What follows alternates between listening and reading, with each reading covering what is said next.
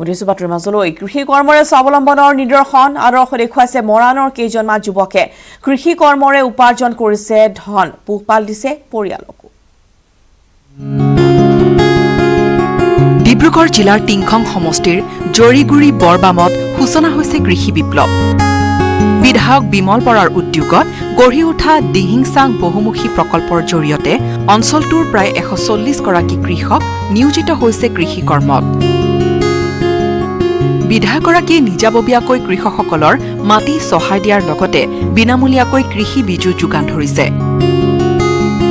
আনহাতে কৃষকৰ পৰা ৰূপায়ণ কৰা বিভিন্ন আঁচনিও কৃষকসকলে সহজতে পোৱাৰ সুবিধা কৰি দিছে অঞ্চলটোৰ খেতিপথাৰত এতিয়া লহপহকৈ বাঢ়িছে আলু কবি বেঙেনা মটৰ বিলাহী লাই মূলা ইত্যাদি বিগত বছৰসমূহত ধাৰ ঋণ লৈ কৃষি কৰ্ম কৰা খেতিয়কসকল এবাৰ ধাৰ ঋণ নোলোৱাকৈ খেতি কৰিবলৈ সক্ষম হৈছে উল্লেখযোগ্য যে টিংখং সমষ্টিত মুঠ 3টা এনে প্ৰকল্প আছে প্ৰতিটো প্ৰকল্পতে 140 গৰাকীকৈ কৃষক জড়িত হৈ আছে কৃষকসকলক সকাহ দিয়াৰ উদ্দেশ্যৰে বিধায়কগৰাকীয়ে গ্ৰহণ কৰা এনে প্ৰচেষ্টাৰ শলাগ লৈছে সকলোৱে বিধায়ক মহোদয়ে যিখিনি সহায় সহযোগিতা আগবঢ়ালে সেইকাৰণে মানুহবোৰে আৰু ময়ো পাইছোঁ সকাহ তাৰ পৰা যিটো নেকি আমাৰ ইয়াত নিবনুৱা অৱস্থা হৈছিলে আগতে সেইবোৰ মানে দূৰ হৈছে ইয়াততো এনেকৈতো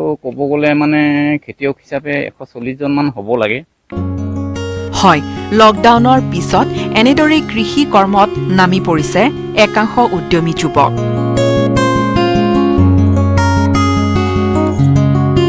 মৰাণৰ পৰা Risheswar Baruah news 18 Assam north east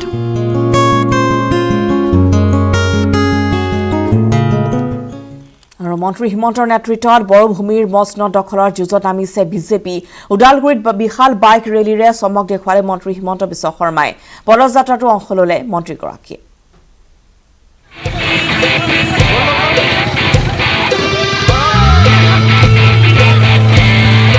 BTC দখলৰ মহাৰণ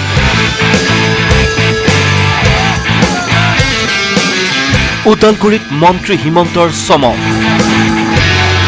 জিপৰ বনেটত উঠি প্ৰচাৰ হিমন্তৰ 2021ৰ ছেমিফাইনেল বিটিচিৰ নিৰ্বাচন সেয়ে বৰভূমিৰ মসনদ দখলৰ যুঁজত জোৰদাৰ গতিৰে নামিছে বিজেপি বাইক চাইকেলৰ পাছত এইবাৰ জিপত উঠি বিশাল ৰেলীত অংশ ল'লে ষ্টাৰ কেম্পেইনাৰ মন্ত্ৰী ডক্টৰ হিমন্ত বিশ্ব শৰ্মাই খোলা জিপৰ বনেটত বহি অভিনৱ প্ৰচাৰ মন্ত্ৰী হিমন্ত বিশ্ব শৰ্মাৰ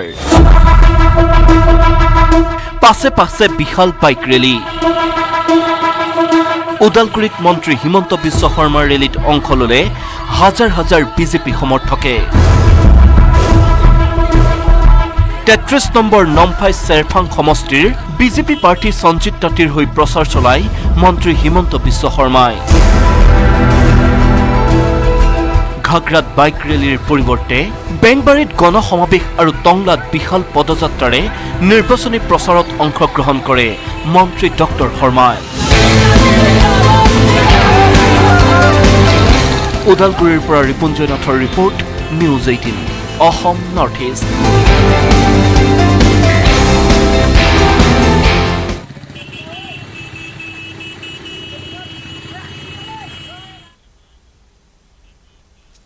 আৰু ফলে নিৰ্বাচনী প্ৰচাৰ সময়ছোৱাতে পুনৰ প্ৰতিবাদৰ সন্মুখীন হ'ল মন্ত্ৰী হিমন্ত বিশ্ব শৰ্মা টংলাত মন্ত্ৰী হিমন্ত ক'লা পতাকা প্ৰদৰ্শন আছুৰ বিশাল পদযাত্ৰাৰ সময়ছোৱাতে হিমন্ত গো বেক ধ্বনি প্ৰতিবাদকাৰী নাগৰিকত্ব সংশোধনী আইনৰ বিৰুদ্ধে প্ৰতিবাদ সাব্যস্ত কৰিছে ছাত্ৰ সংগঠনটোৱে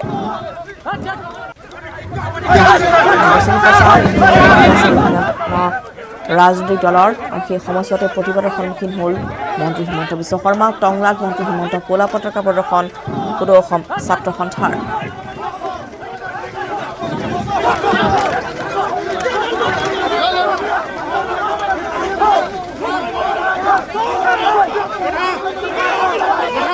নাগৰিকত্ব সংশোধনী আইনৰ বিৰুদ্ধে প্ৰতিবাদ সাব্যস্ত কৰি এনেদৰে ছাত্ৰ সংগঠনটোৱে হিমন্ত বিশ্ব শৰ্মাক গো বেক ধ্বনি দিয়ে তাৰপিছতেই নিৰাপত্তাৰক্ষীয়ে ইতিমধ্যে বহুকেইগৰাকী ছাত্ৰক সেই স্থানৰ পৰা আঁতৰাই লৈ যায় যদিও প্ৰতিবাদী কাৰ্যসূচী ৰূপায়ণ কৰে ছাত্ৰ সংগঠনটোৱে আৰু হিমন্ত বিশ্ব শৰ্মাৰ কণ্ঠৰ সন্মুখত ক'লা পতাকা তেওঁলোকে প্ৰদৰ্শন কৰে।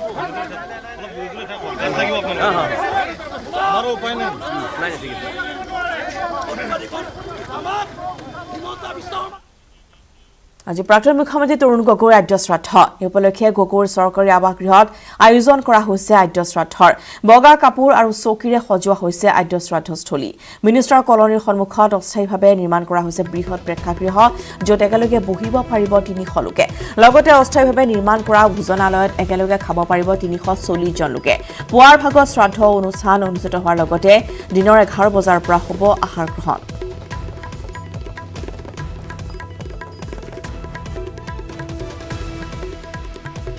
আৰু এনেদৰে আদ্য শ্ৰাদ্ধস্থলী বৰ্তমান সাজু কৰি তোলা হৈছে। আজি যিহেতু প্ৰাক্তন মুখ্যমন্ত্ৰী তৰুণ গগৈ আদ্য শ্ৰাদ্ধ আৰু ইতিমধ্যে এই উপলক্ষে মিনিষ্টাৰ কলনী এটা বিশাল প্ৰেক্ষাগৃহৰ আয়োজন কৰা হৈছে। বগা কাপোৰ আৰু চকীৰে সজোৱা হৈছে আদ্য শ্ৰাদ্ধস্থলী। মিনিষ্টাৰ কলনীৰ সন্মুখত অস্থায়ীভাৱে নিৰ্মাণ কৰা হৈছে বৃহৎ প্ৰেক্ষাগৃহ, য'ত 300কৈ লোকে একেলগে বহিব পাৰিব আৰু লগতে অস্থায়ীভাৱে নিৰ্মাণ কৰা ভোজনালয়ত একেলগে আহাৰ গ্ৰহণ কৰিব পাৰিব 340 জনকৈ লোকে। আৰু প্ৰাক্তন মুখ্যমন্ত্ৰীগৰাকীৰ বিয়োগত মৰ্মাহত সমগ্ৰ ৰাজ্যবাসী। আৰু ইতিমধ্যে দেখিবলৈ পোৱা গৈছে যে তেওঁৰ নশ্বৰ দেহত হাজাৰ হাজাৰ লোকে শ্ৰদ্ধা নিবেদন কৰিছিল কলাক্ষেত্ৰত ৰখাৰ সময়ছোৱাত। আৰু ইতিমধ্যেই প্ৰাক্তন মুখ্যমন্ত্ৰীগৰাকীৰ আজি আদ্য শ্ৰাদ্ধৰ সেই উপলক্ষে চৰকাৰী আৱাসগৃহতে আয়োজন কৰা হৈছে আদ্য শ্ৰাদ্ধৰ, য'ত ইতিমধ্যেই 300 লোক একেলগে বহিব পৰাকৈ এক বিশাল প্ৰেক্ষাগৃহ তাত নিৰ্মাণ কৰা হৈছে। আৰু 340 জনকৈ লোকে একেলগে বহি আহাৰ গ্ৰহণ কৰিব পৰাকৈ ভোজনালয়ো নিৰ্মাণ কৰি তোলা হৈছে অস্থায়ীভাৱে। এয়া মিনিষ্টাৰ কলনীতে বগা কাপোৰ আৰু বগা চকীৰে সজাই পৰাই তোলা হৈছে আদ্য শ্ৰাদ্ধস্থলী।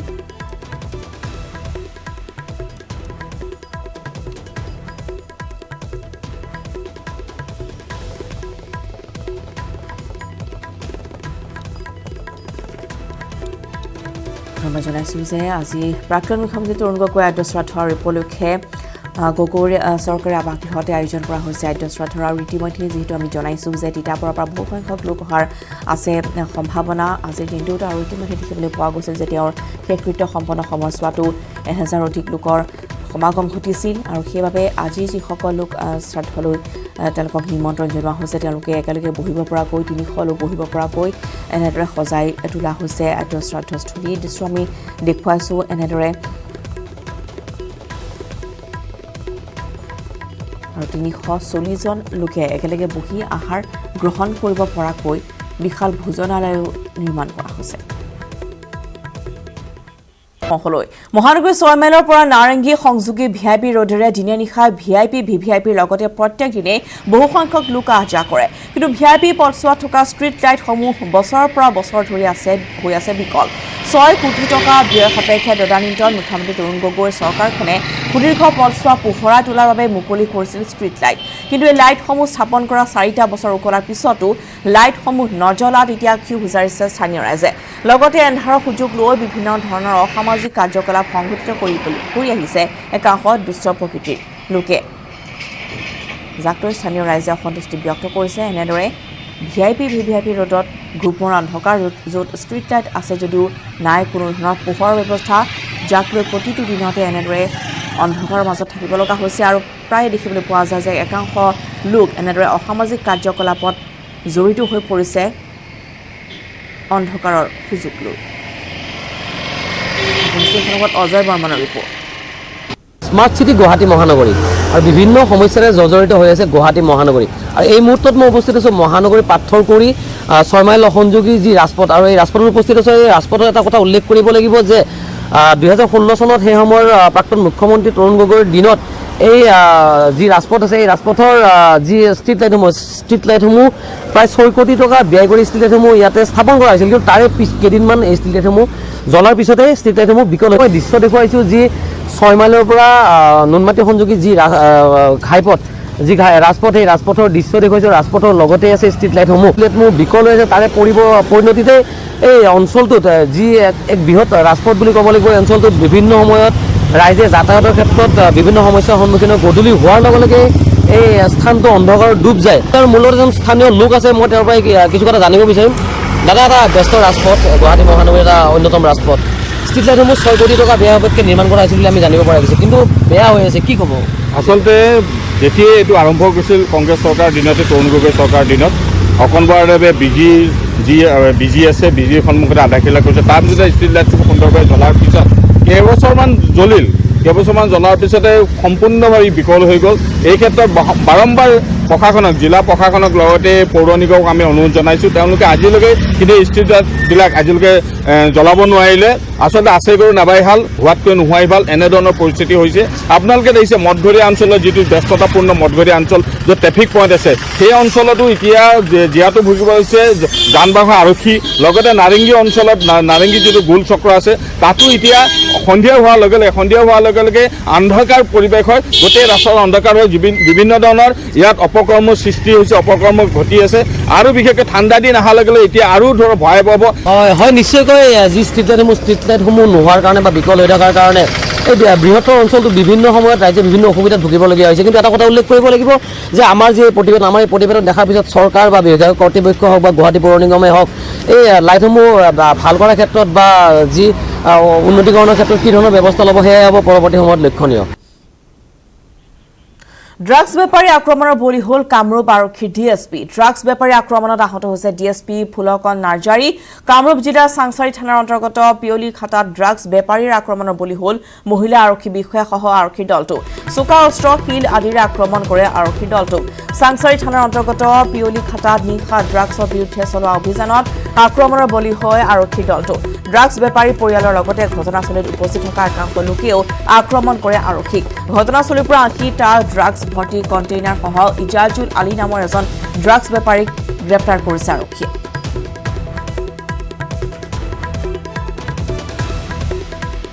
পিয়লি খাটা এৰিয়ালৈ গৈছিলোঁ আমাৰ টিমসমূহ তাতে যাওঁতে আমি ৰেড মাৰিছোঁ।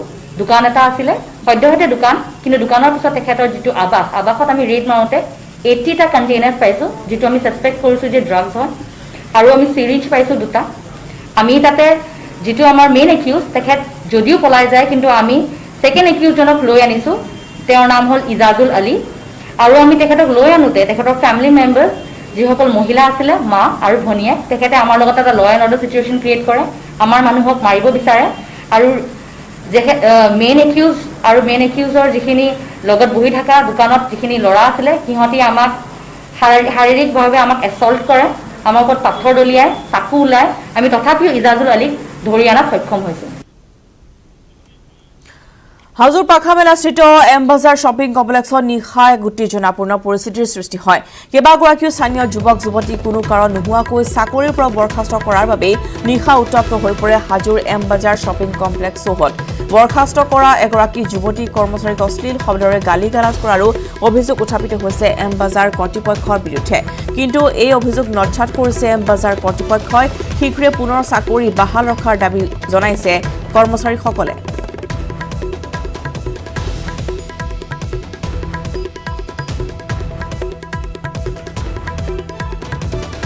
হাজোৰ এম বজাৰ শ্বপিং কমপ্লেক্সত নিশাৰ ভাগত সৃষ্টি হৈছে এই উত্তপ্ত পৰিস্থিতিৰ। একাংশ কৰ্মচাৰীক সেই চাকৰিৰ পৰা বৰ্খাস্ত কৰাক লৈ সৃষ্টি হ'ল এই উত্তেজনাৰ নিশাৰ ভাগৰ দৃশ্য। কেইবাগৰাকীও স্থানীয় যুৱক যুৱতী কোনো কাৰণ নোহোৱাকৈ চাকৰিৰ পৰা বৰ্খাস্ত কৰাৰ বাবে নিশা এম বজাৰ শ্বপিং কমপ্লেক্স চৌহদ উত্তপ্ত হৈ পৰে। হাজোৰ এই ঘটনা বৰ্খাস্ত কৰা এগৰাকী যুৱতী কৰ্মচাৰীকো অশ্লীল শব্দৰে গালি গালাজ কৰাৰ অভিযোগ উত্থাপন হৈছে এম বজাৰ কৰ্তৃপক্ষৰ বিৰুদ্ধে। কিন্তু এম বজাৰ কৰ্তৃপক্ষ এই সন্দৰ্ভত সকলো অভিযোগ নস্যাৎ কৰিছে আৰু শীঘ্ৰেই যিসকল যুৱক যুৱতীক চাকৰিৰ পৰা বৰ্খাস্ত কৰা হৈছে তেওঁলোকক অতি শীঘ্ৰেই পুনৰ চাকৰি বহাল ৰখাৰ দাবী জনাইছে কৰ্মচাৰীসকলে।